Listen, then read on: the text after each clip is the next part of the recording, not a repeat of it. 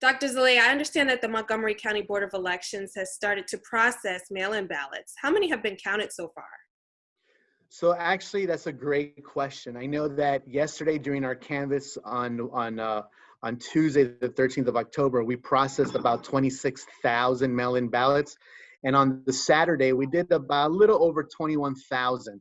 It is a long, arduous, slow, manually driven process, so we do ask our voters to be patient.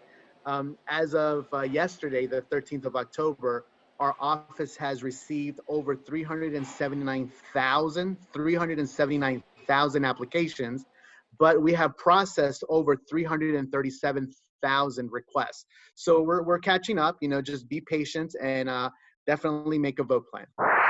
So tell me about this high-speed letter opener that we're seeing, and how does this help the process or the canvassing process, the counting process that you guys are doing? Yes, so keep in mind, when you get your mail at home, you use a letter opener, and that's like one letter at a time.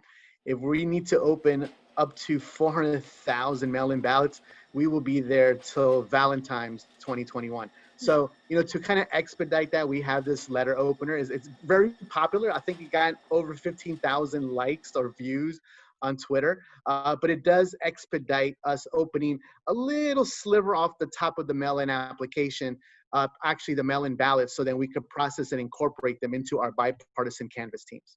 Nice. So that takes me to this canvassing question. Explain in a brief statement what canvassing is. So canvassing pretty much is the preparation, the process in which we receive your mail-in ballot. We batch, we sort them, we scan them as received. And then our bipartisan team is where they would actually separate your ballot and your envelope. And what happens is then in turn, they will check to make sure that, there's no overvote, that individuals didn't use crayons or highlighters. By all means, please use a black ballpoint pen or dark blue. And if there's any issues with the ballot, or maybe the voter didn't mail back page 2, then we will mitigate that. And that's how the bipartisan teams will process all of those ballots to ensure that they have a perfect batch, which means perfect batch that all of the sheets are accounted for, that the bubbles are filled correctly. If there's any duplication that needs to take place, before we introduce that perfect batch to be scanned and counted at the Board of Elections. So once those ballots are scanned and processed and counted, how do you guys let residents know that it has been received? Yes, so the moment you submit an application, you could check, and you could text the word check to 77788.